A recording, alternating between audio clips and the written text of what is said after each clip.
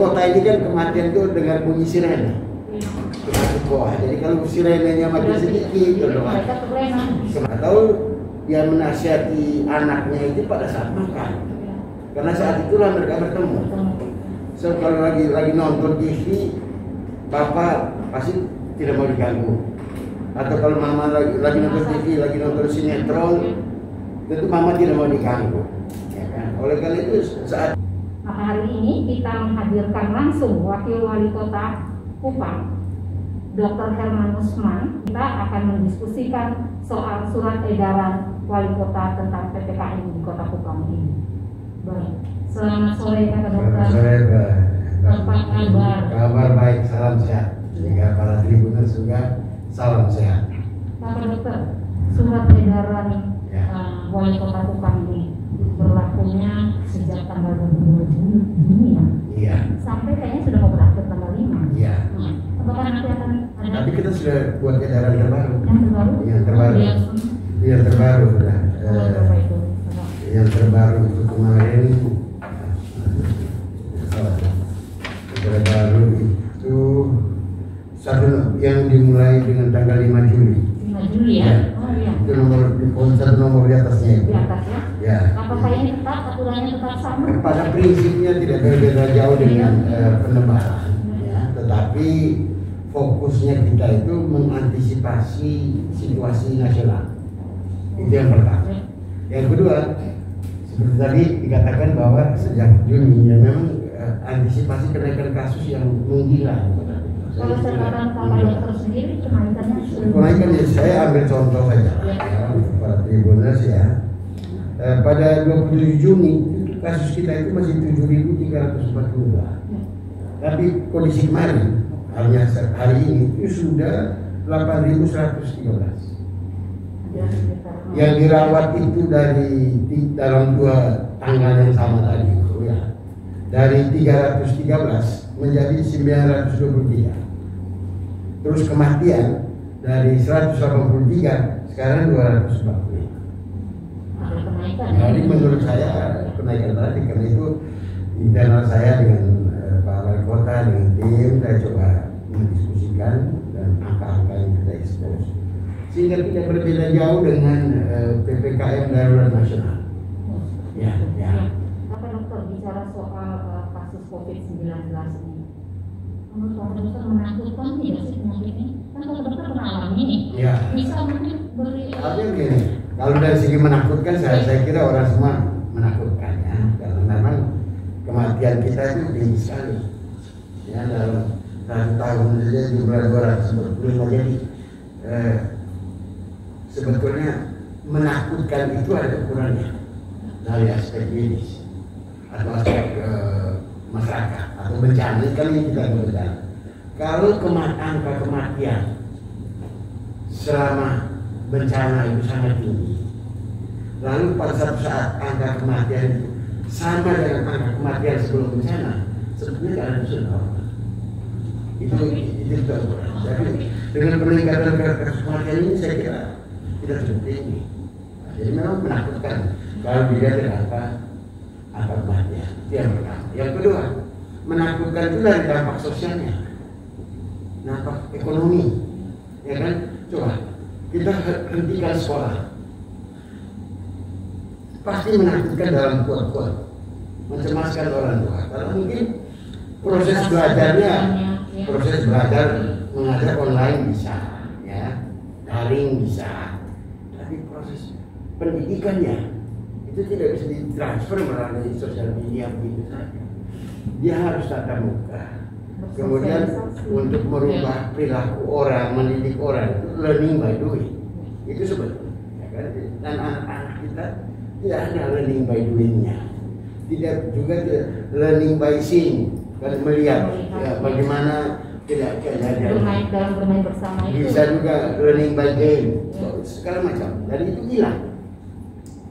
Kenapa? Kontak sosial ini. Jadi menakutkan dari segi ekonomi. Bayangkan mall, pasar, kita batasi ruang gerak orang. Ya, dan itu menyebabkan ekonomi kita tidak berbagus. Jadi memang kalau dari segi menakutkan. Yang Bapak dokter alami selama? Kalau saya sendiri ya saya menakuti, tapi kan dalam pemeriksaan PCR itu ada satu ukuran laboratorium yang namanya CT. Jadi makin tinggi CT-nya seseorang, sebetulnya virus itu tidak terlalu ganas. Tapi kalau CT-nya itu cycle time-nya itu, jadi begini, andai kata ini ada swab kita itu dimasukkan di dalam, dia kan diputar oleh sentrifuge. Kalau putarannya di bawah 10 sudah hasil positif, itu berarti virusnya ganas. Di bawah 10? Iya, misalnya. Tapi kalau sudah dia berputar itu lebih dari 20 ke atas, virus ada tapi dia tidak ganas. Nah, jadi kita kalau di rumah sakit pasien itu merawat, itu juga melihat itu. Melihat CT. Saya kebetulan waktu itu belasan kali? Belasan CT itu angkanya belasan.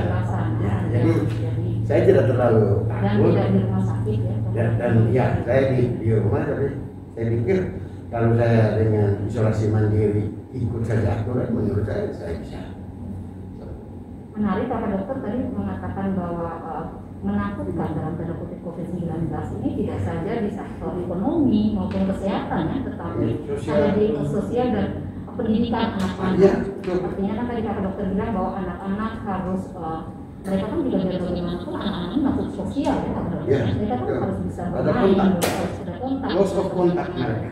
Dengan keadaan COVID ini mungkin Pemkot juga memikirkan tentang nasib anak-anak itu bagaimana. Itulah makanya kita tidak bisa memaksakan kalau belajar tatap muka itu dipercepat. Karena risiko tinggi di beberapa tempat di Indonesia. Saya tidak mau ngomong di luar negeri lah. Di Indonesia sekolah itu merupakan klaster baru, ya kan? Sekolah sama dengan pesta itu kan ada pembuktian. Jadi kalau pemerintah kita itu melarang itu by evidence, ya, baik dengan pembuktian yang saintifik, ilmiah, tidak hanya sekedar enaknya kan karena di Bali begitu saya juga begini. Tidak, kita tidak membuat itu karena hanya ikut-ikutan, tapi memang karena ada hasilnya. Tentang dampak kesehatan saya kembali ke anak sekolah bahwa kita tidak bisa menutup kemungkinan bahwa dengan kejadian COVID seperti ini pasti di rumah karena semuanya kan work from home ya. Ibu, anak, suami mungkin dalam beberapa waktu kan mereka akan di rumah karena work from home. Dan kita bisa tahu juga bahwa akan mungkin bisa terjadi kekerasan di situ. Kekerasan dalam rumah tangga, anak-anaknya dibatasi kan tidak boleh keluar, apalagi mereka tidak sekolah ya. Kan mereka butuh tadi saya bilang sosial. Apakah ada edukasi yang itu yang saya kira kedepannya saya kira akan kita pikirkan. Karena begini, tadi baru dari Dinas Pemberdayaan Perempuan melapor saya bahwa masa-masa berkerumun kekerasan dalam rumah tangga itu tinggi. Ya. Hanya yang kedua mungkin saya belum pastikan, tapi ya prediksi kehamilan juga tinggi. Karena dia ngomong betul, dia dari rumah betul. Benar itu. Dan itu periodenya sudah bisa frekuensi berubah waktunya. Karena dia tidak ada kerjaan. Saya kira memang itu perlu. Saya kira edukasi, ya. Tapi kan orang tua itulah. Selama ini kan kita terlena. Orang tua seolah-olah pendidikan dan pengajaran itu tugas guru. Mestinya kita harus menyadarkan kembali. Ini pembuktian bahwa pendidikan di rumah 2/3 dari masa seseorang di rumah. Tapi ya mungkin karena orang tua sibuk, akhirnya dikasih TV atau dikasih gadget. Jadi dia anaknya itu lebih betah di gadget daripada mendengar nasihat orang tua. Apalagi zaman sekarang gadget lebih baik. Iya betul, ya. Atau dia menasihati anaknya itu pada saat makan. Karena saat itulah mereka bertemu. So kalau lagi nonton TV, bapak pasti tidak mau diganggu. Atau kalau mama lagi nonton TV, lagi nonton sinetron, tentu mama tidak mau diganggu. Ya kan? oleh karena itu saat yang menurut mereka favorable gitu, yang cocok itu adalah pada saat makan. Dan repotnya pada anak kecil saat makan dinasihati, dimarah, menimbulkan selera makan tidak hilang. Ya benar anak itu, kita selalu orang tua anak saya sulit makan, tapi sebetulnya suasananya itu yang dirubah menyebabkan orang tidak betah lagi meja makan. Ini harus ada strategi dan tips kapan harus menasihatinya ya. Nah, oleh karena itu sebetulnya kita juga bekerja sama dengan lembaga-lembaga gereja, agama. Karena menurut saya sendiri, pengalaman saya nilai keagamaan itu saya pakai yang pertama untuk moral force. Yang kedua motivasi.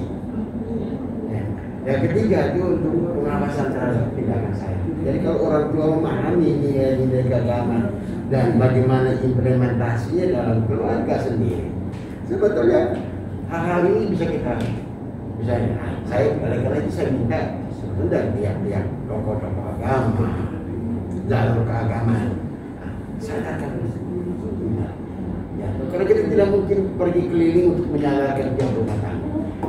Dan tempat orang berkumpul yang paling bagus itu dan tenang mendengar nasihat-nasihat atau penanaman nilai-nilai kehidupan dia di lembaga gereja. Lalu dia ngobrol. Tapi dokter, tapi bicara soal surat edaran wali kota. Iya. Nah, kan sudah 1 bulan berjalan yang sebelumnya. Iya. Karena evaluasi penting yang bisa. Nah, jadi begini, evaluasi kita ya, makanya kami aktifkan kembali operasi sampai malam, sampai jam 2, jam 3 itu karena orang teredor. Jadi karena menariknya kan karena Maret, Mei, April, Mei itu menurun, grafiknya menurun, ya, grafiknya menurun, ya, itu memang akumulasi tinggi, tapi dia menurun. Kemudian naik. Kenapa? Yang pertama, orang teredor bergerak, sudah aman-aman. Kematian sudah berkurang.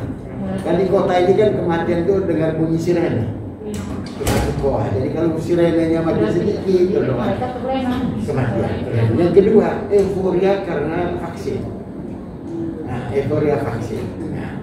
Nah, karena inilah lalu pikir berarti sudah aman. Ternyata vaksin kita juga belum terlalu tinggi. Kita sekarang masih 33%. Baru 33%. Total. Belum sampai. Dan yang dosis kedua bahkan masih lebih rendah lagi, belum sampai 15%. Tapi menurut Bapak dokter vaksin ini faedah gimana terhadap vaksinasi, nah ya itulah edukasi saya itu vaksinasi itu kan banyak yang ya mungkin karena di sosial media ada 3 manfaat vaksinasi. Karena kita tidak mempunyai lembaga penelitian di sini, tetapi kalau kita hanya percaya dari Balai POM. Kalau Balai POM memverifikasi atau validasi tentang vaksin, kalau menurut saya sebagai orang pemerintah di Indonesia ini saya mau dengar siapa lagi? Saya kan tidak mungkin mendengar sosial media, saya tidak mungkin dengar seorang pakar karena pelorangan. Nah, pemerintah harus ada aturannya bahwa yang didengar itu misalnya Balai POM. Nah, menurut Balai POM sebetulnya tidak ada persoalan. Ya, kan tiga. Yang pertama pasti melindungi diri saya. Yang kedua, yang penting saya melindungi orang lain. Ya, itu paling penting. Misalnya sekarang saya sudah divaksinasi, nah ini belum. Kalau virus, berarti pada saya itu virusnya sudah saya lawan. Jadi kalau kita misalnya sedikit tidak pakai masker, lawan bicara. Dan yang ketiga, manfaatnya adalah andai kata saya sudah divaksin 2 kali, kena ringan misalnya. Dan itu pembuktian ilmiah, bukan hanya sekedar pengalaman pemerintah. Jadi 3 manfaat. Itulah makanya kita tidak bosan-bosannya untuk mengajar. Bahkan saya di kota ini kemarin minggu lalu saya sudah terapkan per kelurahan itu 50 sampai 100 orang.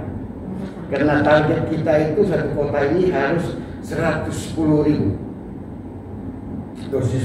dosis pertama. Sedangkan untuk dosis kedua itu targetnya 50.000.